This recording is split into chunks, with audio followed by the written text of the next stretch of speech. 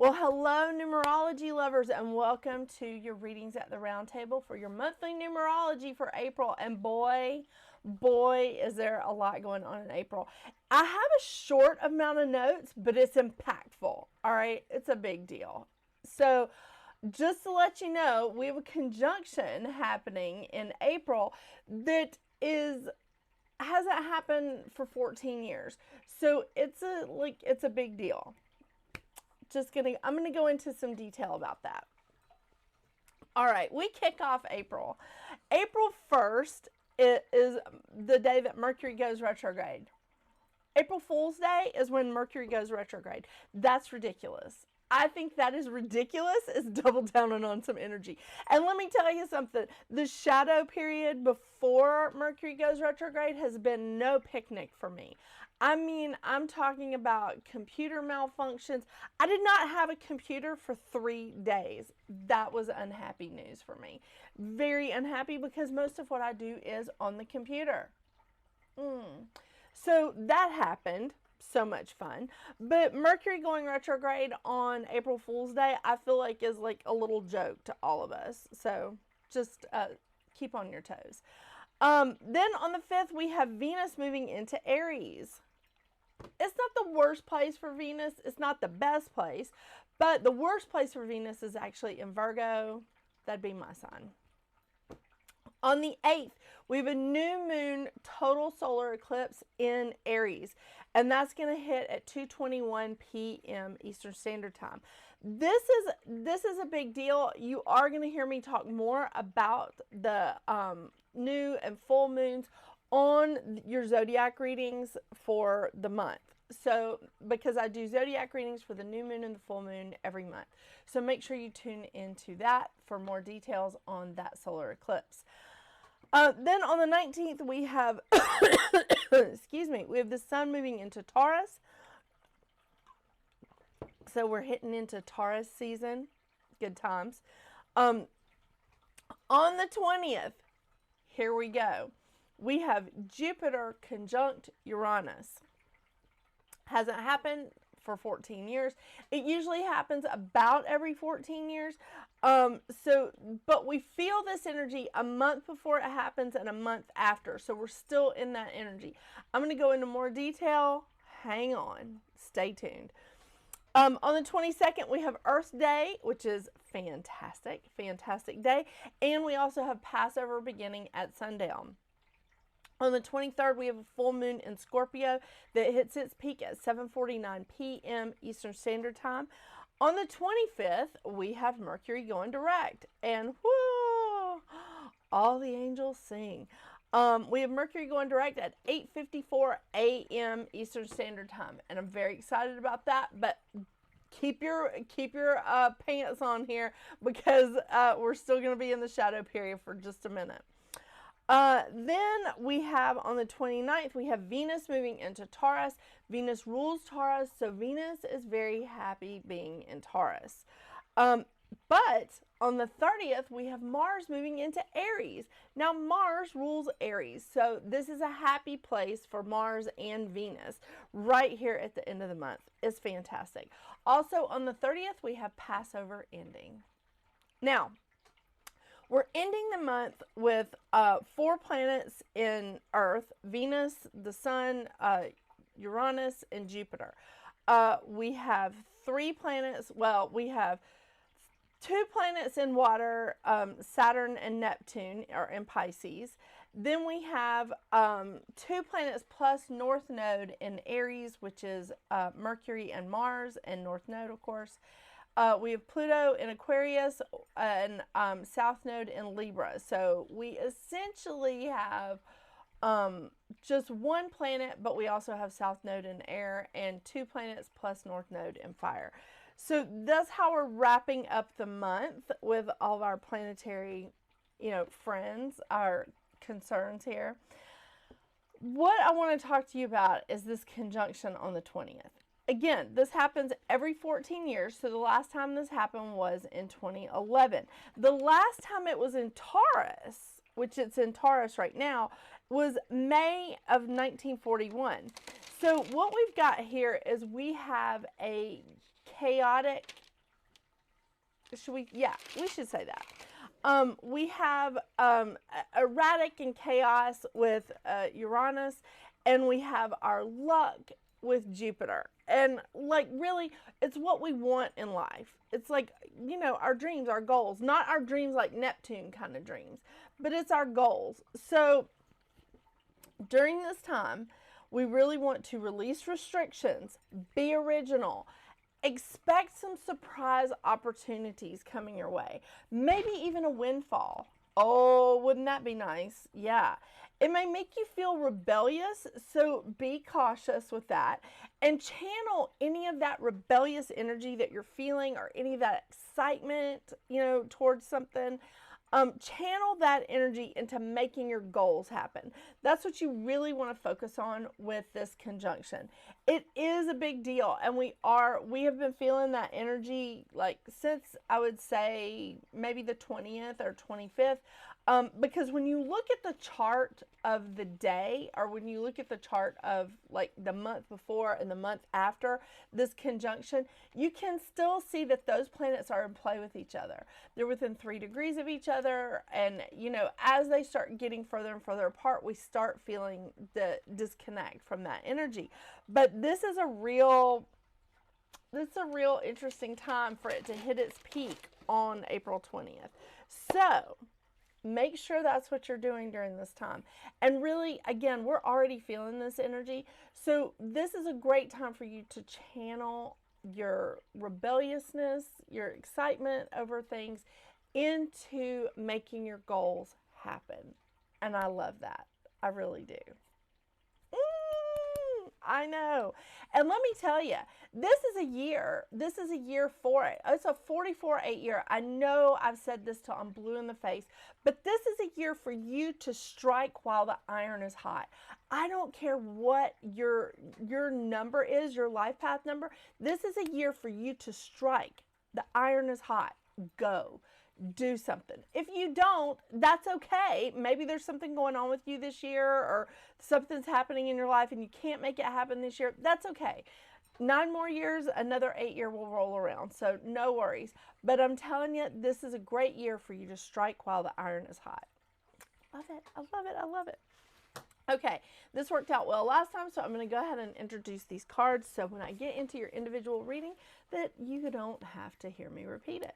I will be pulling from the Goddess Guidance Oracle deck, one of my favorites, and of course the Healing Oracle Crystal Reading cards by Rachelle Charman. And since we do have a solar eclipse, I'm going to pull one more card from Moonology.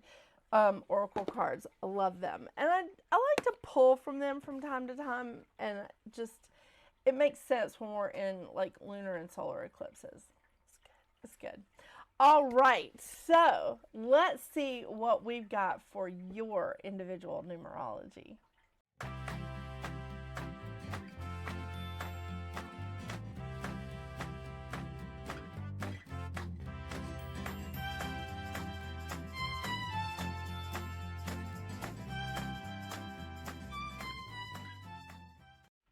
Hello, Life Path 4.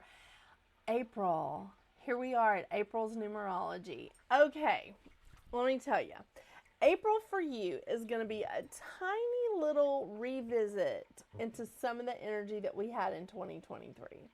The reason why I say that is because we still are under the umbrella of a different, like everybody's feeling a different energy this year because it's a 44-8 year. So it's a little different there. But April for you is a 7-month. So a lot of people in 2023 were like, oh my gosh, this is a 7-year. I'm so excited. Because they didn't quite understand what 7 meant energetically. They just thought, oh my gosh, lucky number 7, it's good, it's good. And it is good. It is good. But it's also pretty challenging. And who's up for it? You are, Life Path 4. Seriously. You're used to building. You're used to hard work. You're used to this kind of stuff. So this is a normal thing for you. Now we're just working really hard towards spiritual stuff. And I think that's why a lot of people look at 7 and go, oh my gosh, this is going to be fantastic. This is going to be great. But there was a lot of people last year that were just like, no, no, I don't want to revisit that. I don't want to do that again. And I get it. Because 7 is spiritual expansion. It's spiritual connection to each other, to the universe, to nature, to just to ourselves. That's an important component here. And this is about spiritual expansion. And when we're expanding ourselves spiritually, it can be very challenging because we are getting out of our comfort zones. Almost 100% we're getting out of our comfort zones. Some people may feel comfortable with it, but those people are like enlightened people. They really are.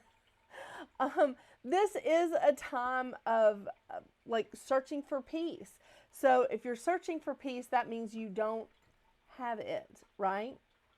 Yeah. This is a really important time for you to trust your own judgment, for you to listen to the intuition coming into you and insight. Very, very important here. This is a time of contemplation, introspection, assessment. It's a time of discovery. It's definitely a time to be philosophical, and it's a time to rest. Now, I know that does not sound like rest. It really doesn't. But I think kind of what we're meaning here is about self-care.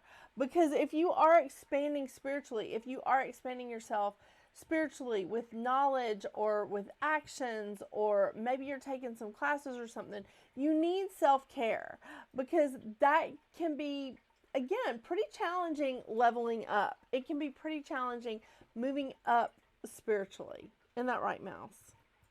He agrees. Yeah. The mantra of the 7 is, I am graceful spirit, finding insight, beauty, and peace around me. Let me tell you something. There's always going to be beauty, peace, and insight all around you. You just have to look for it. You really do. Now, the shadow side of a 7 is self-imposed isolation, self-doubt, insecurity, and running from problems and decisions. So in that, we also have some lessons. The lesson of the 7 is making choices without retreating from others, and finding the answers within ourselves and trusting them. For you, I think that this can be a double-edged sword here, because you know how to do the work. You know how to do the work and say, okay, I understand. I'm expanding. I'm leveling up here spiritually. I'm moving in a different direction. I may not be like really familiar and really like aware of this new place that I'm in, but I'm okay with that. I can figure this out. That's what you do. You want to put things in order. You want to like be patient. It's a characteristic of the 4, but not necessarily the Virgo that is also a life path 4. So you want to be practical here. This is your nature, to be practical while you're building. And I think that this is a good thing for you. It is a good thing for you. And with you staying grounded and already being a good manifester, I think it's going to keep you from the self-imposed isolation, the doubt, the insecurity. I think it's going to pull you away from that a bit, because you've built a good foundation for yourself here, Life Path 4. I mean, you really have. I do want to point out, one of your shadow sides is overwork can cause stress. So again, I want to stress self-care here. I want to stress self-care for you this month. And I also want to remind you of your mantra. I am a builder, confident and steadfast, seeking order and accomplishment. This is a great time for you to make some real like spiritual accomplishments, to expand yourself spiritually and metaphysically. And I think this is going to be great. If you choose it. If you choose it. I love it. So I do want to tell you, the lessons of the 7 are, did I already say that? I did say that. I did say the lessons of the 7. I think I was looking at the lessons of the 4 and being like, should I reiterate that? I should. Lessons of the 4. Taking one step after another with patience and open-mindedness. So that is definitely something that is going to be good for you this month. Be open-minded and be patient. Self-care. All right, let's see what the cards have for you. Seriously, what's going on with me? Yeah. All right, let's see what the cards have for you this month for advice.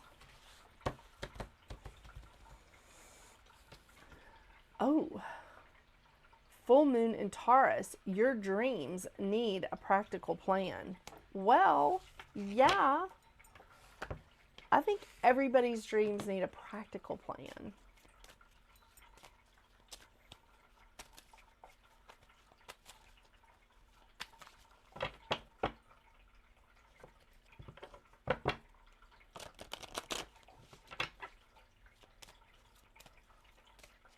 Okay. Ooh.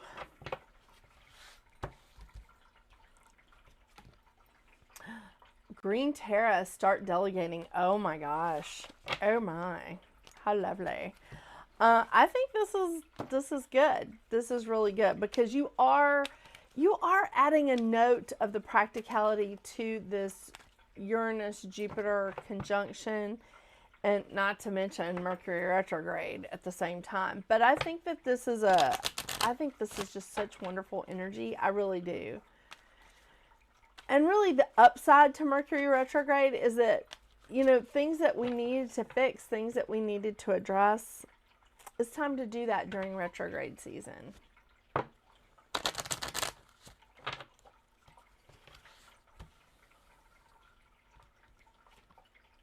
Ooh, soul connection crystal, the lovers. In a weird way, these match. Okay. First card, Green Terra, start delegating. Ask others, including me, to help you instead of trying to do everything by yourself. That could definitely be a huge life lesson, like, to learn here. And I say that, again, coming from a life path 22-4 that is also a Virgo. Yeah. All right, from Moonology, full moon in Taurus, your dreams need a practical plan. Sometimes you need to weave a bit of magic, and sometimes you need to be practical. And sometimes you need to find a combination of the two. This card suggests that that is where you are now. You need to use the laws of attraction to attract in what you want by imagining it, expecting it, and welcoming it. But you need to balance that with taking down-to-earth steps towards your goals. This isn't about wishing on the moon and hoping for the best. It's about making something like a list of bullet points about how to achieve your dreams. If you're asking about money, this card heralds a change of financial fortunes depending on both your past actions and what you're expecting and therefore attracting. Love that. Okay, and the soul connection crystal. Okay, so this is one of the master teacher cards. The soul connection crystal, the lovers. It's very pretty. All right. It does say that. Another one of the master teacher crystals. This beauty holds the sacred medicine of divine connection and blessed union. It shares with you that everything the universe is connected at everything within the universe is connected at the core. It allows you to bridge the perceived gap between two things, inviting and encouraging you to nurture one inner connection, in turn manifesting this connection with a loved one. Gotta turn the page. With a loved one, a partner, or a soulmate. This medicine, the medicine of this actual crystal is in the cards is the double goddess soul connection crystal, is very rare and powerful. The Isis energy amplifies the energy of love and compassion, unlocking your own self-healing journey, self-care. I know this is self-healing, but if you don't do some self-care during that self-healing journey, it's going to be ugly. Realizing true union and unity with another, this crystal is important in creating personal balance, realizing unity and oneness with the self, creating peace and harmony, enhancing communication, and connecting to nature and the arts. All of these things are something that you do in a 7-month. And you don't have to have this crystal. All you have to do is connect with the energy of this crystal. Yeah, pull a picture down from the internet. Or if you have these cards, just carry the card around. Thank you so much for joining me today, Life Path 4. I hope you have a wonderful, wonderful April. If you want to know more about the new moon and the full moon every month, make sure you check out your zodiac reading that is also on this channel. And until we see each other again, get out there and make your magic. Bye.